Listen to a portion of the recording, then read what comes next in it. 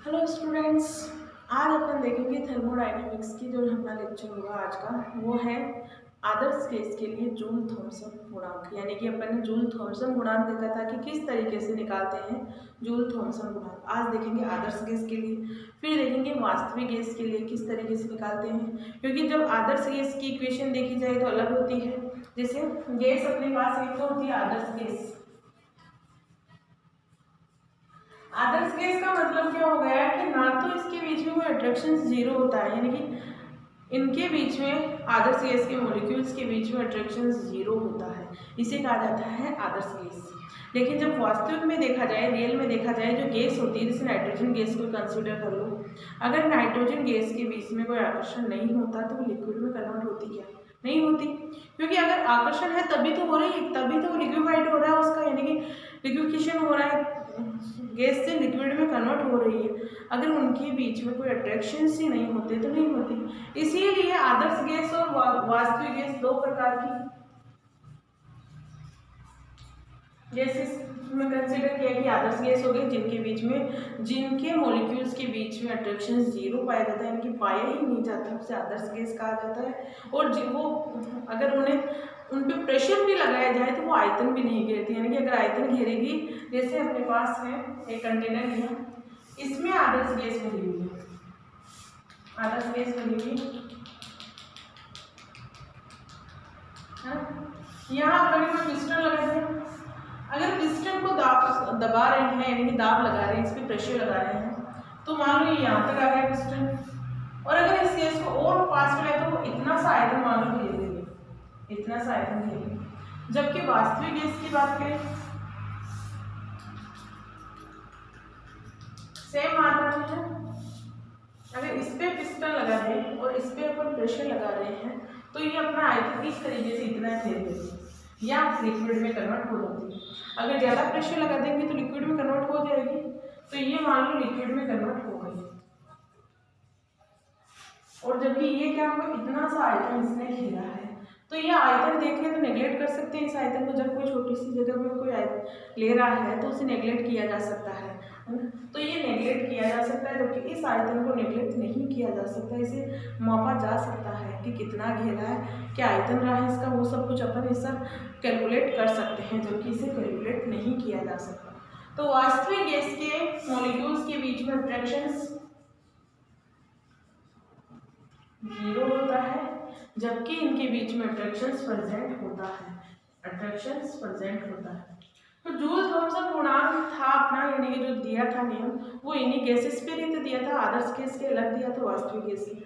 आदर्श गैस के लिए जब इक्वेशन लिखते हैं, गैस इक्वेशन यानी कि गैस इक्वेशन लिखते हैं, तो वो क्या होती है, पीवी बराबर एनआरटी होती है, पीवी बराबर एनआरटी, ये होती है आदर्श गैस के लिए। जबकि वास्तविक या वांडरवाल गैस की वांडरवाल इक्वेशंस की बात करें, जिसे वास्तविक गैस इक्वेशन भी बोलते हैं और वांडरवाल इक्वेशन भी बोलते हैं, वो क्या है आपकी P plus A four B square P minus B बराबर आर बी, ये इक्वेशन होती है वास्तविक गैस के लिए, ये इक्वेशन होती है, जबकि आदर्श गैस के लिए अपने पास ये इक्वेशन प्राप्त होती है। अब अपन देखेंगे कि आदर्श गैस के लिए, यानी कि अप्लाई करके भी देखेंगे कि कौन सी लागू हो रही है, तो वही तो अपने को देखना है।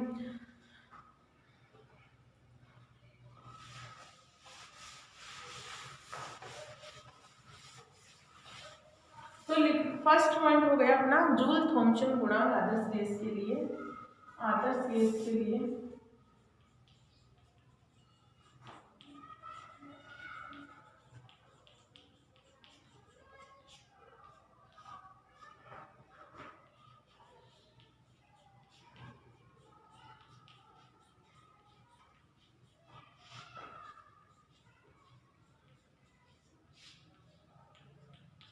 आदर्श गैस के लिए जूल थॉमसन गुणांक। जूल थॉमसन गुणांक इक्वेशन थी अपनी, क्या थी, mu Z T minus one by C P del H upon del P at constant temperature, ये इक्वेशन अपने को प्राप्त हुई थी। ओके, ये इक्वेशन थी del H upon del P at constant temperature. अब अपने पास पता है क्या है इसमें दिया हुआ, डेल एच अपने को दिख रहा है, जब अपन ने थर्मोडायनेमिक फर्स्ट लॉ देखा था तो उस थर्मोडायनेमिक फर्स्ट लॉ को डेल एच के अकॉर्डिंग भी अपन यानी कि एंथैल्पी में भी कन्वर्ट किया था। तो क्या प्राप्त हुआ था अपने पास डेल एच की वैल्यू, डेल एच या एच की जो आई थी इक्वेशन वो थी अपने पास ई प्लस पी वी, ये इक्वेशन आई थी ई एच बराबर ई प्लस पी वी ये थी। अब इसमें ये वैल्यू पुट करते हैं अपन, है ना, माइनस है म्यू जेड टी बराबर minus one by C P, ये हो गया del E plus P V और ये हो गया del P at constant temperature. Equation आ गई।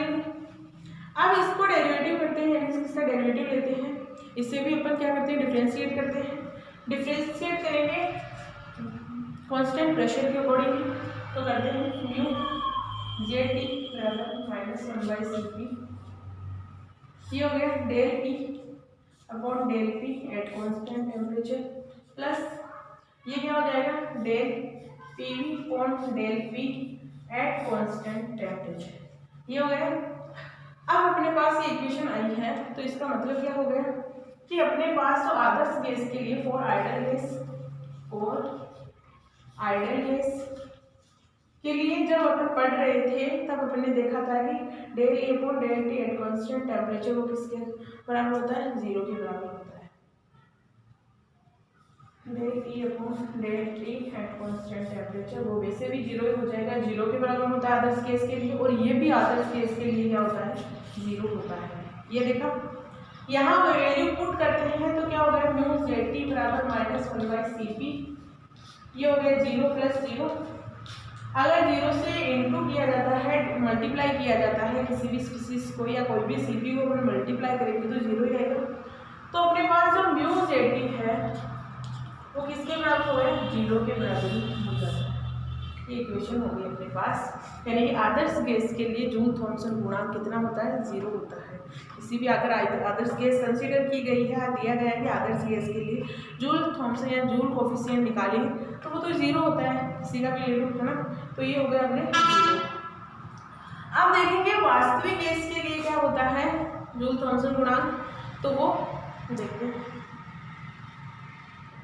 देखो कुछ ही नहीं किया अपन ने, ये इक्वेशन अपने को याद थी पहले से अपन निकाल चुके हैं इसे, तो वो आई थी अपने पास म्यू जेड टी बराबर minus one by C P del H upon del P at constant temperature, ये थी इक्वेशन। अब अपन ने क्या किया कि एंथैल्पी की अपने पास इक्वेशन पता है जो अपन ने फर्स्ट थर्मोडायनेमिक्स लॉ के अकॉर्डिंग निकाला था, एच बराबर ई प्लस पी वी होता है।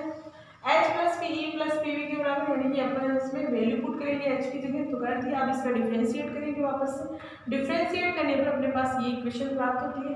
अब क्या करेंगे वापस से, अपने को पता है आदर्श केस के लिए ये जीरो होता है, ये भी जीरो हो जाएगा। तो जब जीरो होता है तो इनकी वैल्यू क्या हो जाएगी जीरो हो जाएगी, यानी कि म्यू जो जूल थॉमसन गुणांक होता है आइडियल गैस के लिए जीरो प्राप्त होता है। वास्तविक गैस के लिए देखते हैं।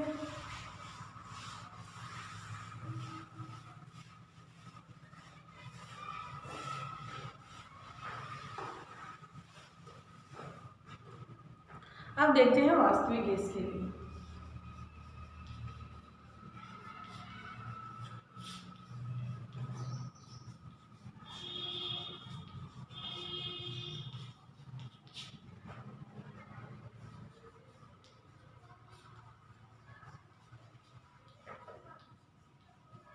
वास्तविक गैस के लिए जूल थॉमसन गुणांक, वास्तविक गैस के लिए जूल थॉमसन गुणांक देखने से पहले इसकी इक्वेशन पता होनी चाहिए। वो क्या थी अपने पास P plus A upon B square, और यहाँ हो गया B माइनस बी बराबर आर, ये इक्वेशन थी।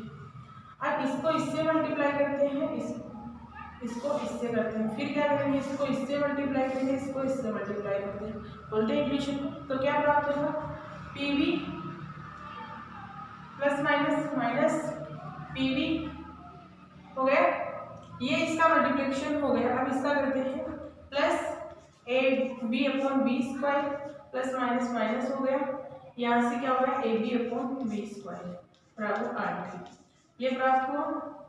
अब अपने पास है यहाँ से अगर इस v को करें तो ये v हो सकता है v इंटू वी, तो यहाँ से क्या हो जाएगा कैंसिल हो जाएगा, तो क्या हो जाएगा P V minus P V करो इसे P V minus P V plus A upon V minus A B upon V square बराबर आर। ये किया। अगर इसे अपन नगण्य माना कि ये अपने पास क्या है, नेग्लिजिबल है, इसकी वैल्यू नेग्लिजिबल मानते हैं, तो इसके नेग्लिजिबल माने तो इसे नेग्लेक्ट किया जा सकता है, तो बनेगा क्या, P V minus P B plus A upon B बराबर आर टी। ओके, ये बना। अब अपने को क्या करना है, इस पी को कंसीडर करना है इस तरफ, यानी कि इस डी अपने इस तरफ आ जाएगा, तो क्या हो जाएगा यहाँ से पी वी बराबर R T plus P B plus A upon B हो गया। अब अपने को क्या करना है, सभी में क्या करना है, पी प्रेशर को डिवाइड करना है इसमें, तो क्या हो जाएगा V बराबर R T upon P plus P B upon P plus A upon B P. ये हो गया। यहाँ से P से P कैंसिल हो जाएगा। अब इस PV को PV लिख सकते हैं, इसे VP को PV की तरह कन्वर्ट किया जा सकता है। ये किसके बराबर होता है अपने पास, PV बराबर क्या होता है, RT होता है बेस इक्वेशन के अकॉर्डिंग। PV बराबर RT होता है, तो यहाँ क्या करेंगे, RT लिखेंगे, तो V बराबर RT upon P plus B plus A upon RT। Okay, ये किया अपन। नेक्स्ट क्या करेंगे इसमें,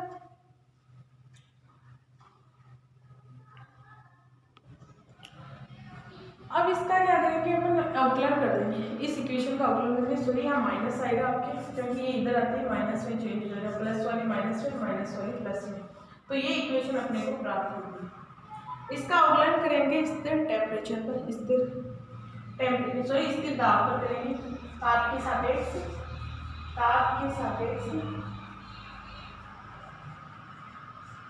स्थिर दाब पर अवकलन करेंगे, ओके, ताप के सापेक्ष करेंगे, तो होगा क्या, इसे इक्वेशन नंबर 1 मान लो, इसे 2 मान लेते हैं इसे। अब यहाँ से मैं मिटा देती हूँ एक बार,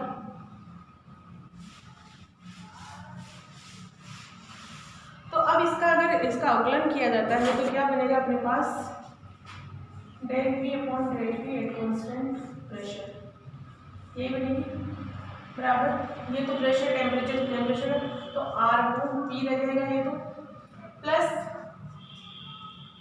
बी अपना कांस्टेंट है minus A upon R T R, ये हो गई अपने पास इक्वेशन। ओके, ये इक्वेशन प्राप्त होती है जब इसका अवकलन करेंगे। इक्वेशन नंबर 2 का अवकलन करने पर अपने पास ये इक्वेशन प्राप्त होती है। ओके, आर टी स्क्वायर, क्योंकि टी के सापेक्ष कर रहे हैं तो ये क्या हो जाएगा, टी स्क्वायर हो जाएगा। थर्ड इक्वेशन प्राप्त हो गई। इक्वेशन नंबर 2 को पुनः व्यवस्थित करेंगे, मतलब रीअरेंज करेंगे, इक्वेशन 2 को रीअरेंज करेंगे। इक्वेशन नंबर 2 को रीअरेंज करने पर अपने पास क्या प्राप्त होगा, यहाँ से क्या